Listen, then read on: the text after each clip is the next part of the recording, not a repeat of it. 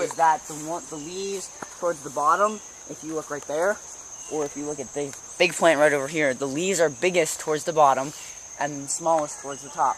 Because the leaves at the top need not as much sunlight because they get so much direct sunlight, and they don't want to lose a lot of the water from the trees through transpiration. That's an adaptation. That's an adaptation. All right, here. So then the trees on the bottom have bigger leaves because they need to get as much sunlight as they possibly can, and don't have to worry about transpiration because they just don't get that much to start off with to make a lot of their water evaporate. All right, can I list the abiotic and abiotic factors? Yeah, go ahead. All right. So we already did it.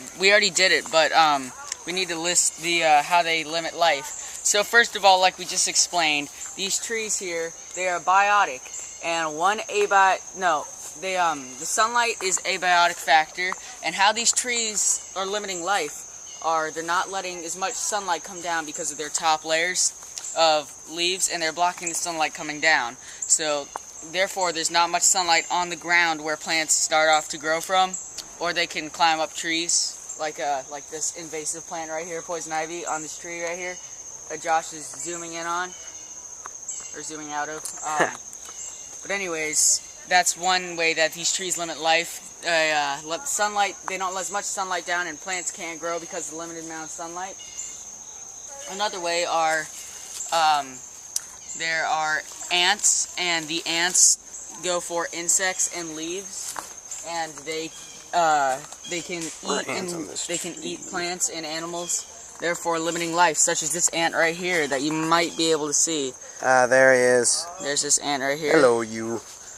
But anyways, there's an ant there, and they could be living inside of a tree. They could dig their way into a tree and cause this tree to die here, or they could kill an animal by a little insect to feed, and that is one way of limiting life. Also, water here, abiotic.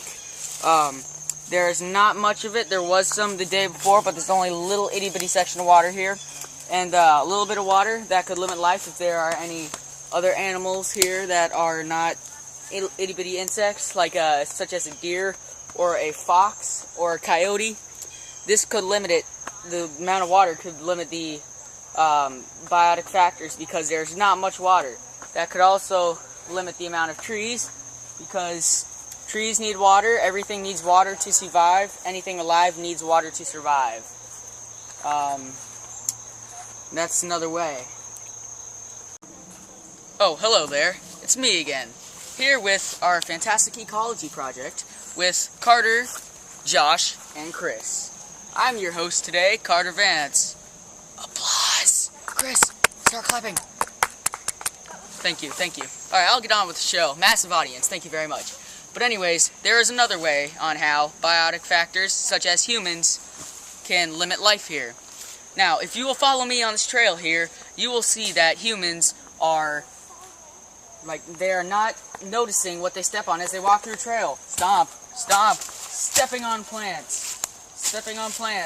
That is destroying plant life and making trails. And nothing can grow here because of the continual compression of plants and me stomping on them. That is another way, my friend, Miss Natuno, that we limit life. Thank you. Why, hello there, again, Miss Natuno. Carter Vance, your lovely host, with Invasive Species 101. As you can see here, as Josh moves the camera from the bottom up, that poison ivy is a very invasive species, climbing up this tree so it can get some sunlight. Okay, so this is how this works. It climbs up the tree to survive so it can catch some sunlight, and in the meantime, it reproduces and grows longer, makes more of its little poison ivy babies at the bottom, drops them the seeds, or however it reproduces, and then that climbs up a tree, and then they both reproduce to make another one. Then now all of a sudden there's 4. Then they all do that. Then there's 8. Yeah, then there's 8. Then there's 16. Then there's 32. Then there's 64. Then there's 128. Then there's 500. No, then there's 256. 256. Then there's 512. Then there's 1,124 of them climbing up the tree. I don't think that will necessarily happen, but it can go all the way up there, go around the tree branches, and cut off the tree's sunlight by actually going around the trees, such as this little itty-bitty tree here. This poison ivy could have easily climbed up around here and suffocated that little tree from sunlight. So that is just one way that this invasive species impacts the area by killing other trees and taking precedence over the area. Today's weather is 71 degrees Fahrenheit. The wind is 5 miles an hour approximately blowing. Humidity is 64%. The UV index is 3 moderate. The dew point is 59 degrees Fahrenheit, and the sunrise was at 7:31 a.m. this morning. This is one animal right here, this ant. It just came off of this leaf right here, but the camera probably can't pick it up. But if you can see this little ant, it has very big teeth, and its teeth are used to, look at this leaf right here. They are used to chew out parts of the leaf, such as here, and here, and here. This ant did this. It had most of its ant friends on here until I accidentally shook it. Not knowingly that the ants were on there, but that one ant was on there. A bunch of ants fell off when I saw that. But they were all eating these leaves here, and that's one adaptation for the ant. Its big jaws are able to chew through these tough leaves compared to how small they are. Alright, you see all these ants right here? There are 3 of them. I lifted up this log right here in my hand. This log right here, it was face down on here, and I accidentally broke it when I picked it up. Because if you'll notice here, how it's hollow on the inside. This right here, this piece, used to fit in here somehow, and what the ants did is, if you can see, termites. or they look like ants to me, I don't know, but ants or termites, whichever they are, when I lifted it up, this hole had this stuff bottomed right here. So one adaptation for these ants, it's another species of ants, is that they are bigger and they have tougher teeth and jaws to chew through this, just like termites do, except they don't eat it, or they just kind of spit it out to make this their home.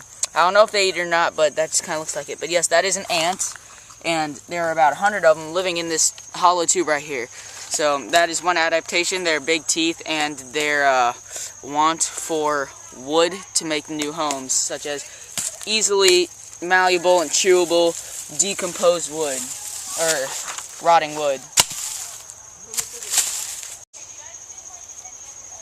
Hello there, I'm Carter Vance, and as you can see here, this is a marvelous plant that many people hate because it is 1, invasive, 2, it just can really appear anywhere, and 3, it hurts. Trust me, experience. You see these little points here? This is a plant's adaptation. So if you didn't know, the reason it has these is because look how easily they break off. Right here? Just like that. What they do, what they are served for, is for protection and for reproduction. These are also seeds. So when an animal is in a forest and it walks and brushes up against one of these peel off and get stuck in their fur. And then it will drop out, thus being the seed right here, the seed that just dropped out of my hand, and it will make a new plant. And also, another adaptation for this is that these thorns, they're super pointy, if you can't see. It will get lodged in the skin, so if anything tries to eat it, it's kind of like a plant's defenses. It makes them not want to eat it, and then they learn from experience, and it makes them not want to eat it. So it's protection and reproduction, what this is used for. There are many animals and plants in this forest. Let's go find some evidence of life. Let's go on a hike.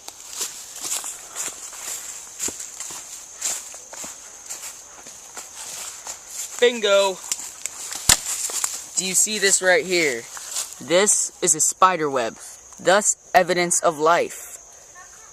Spider made that, and that just does not happen naturally in the world. That is just that's a spider-made substance architecture thing. And you can also see this gaping hole in here, probably from termites, because there are little white bugs stuck in there in the spider web, dead.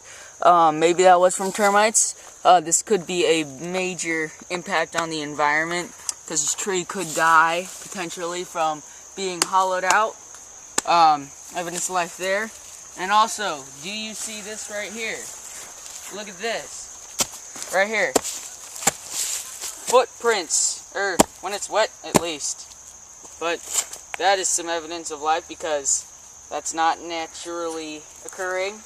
Humans made that, such as a stomp, stomp, stomp, or jumping over.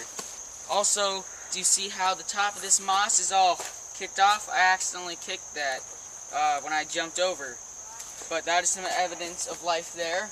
Also, if you will follow me here. Follow me, Josh.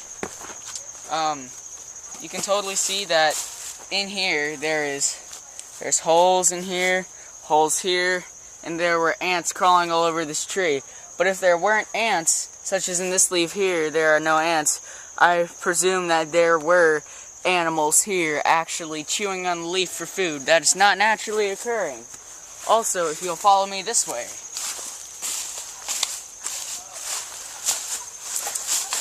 See litter. Stuff like this, tied to trees, such as tape over there, and this big yellow line on the ground here. But this is litter. Not all litter is bad, but this potentially can be. Some animal might come up and want to eat this, such as a deer that may or may not ever be here. But if there were a deer and it ate this, this could be really bad for it because it would get in its digestion system and it could mess some stuff up. Could get tangled in there and it could potentially die. But this is some litter. Also, if you'll follow me over here, just take a leap of faith here with me. Josh, take a leap of faith. Take a leap of faith. Bueno. Now see here, look at this. What is this? Whoops. What is this? This is litter, an old water bottle. This has been here every day that we've been out here, and we will take this in to get it to be recycled so it doesn't hurt the environment.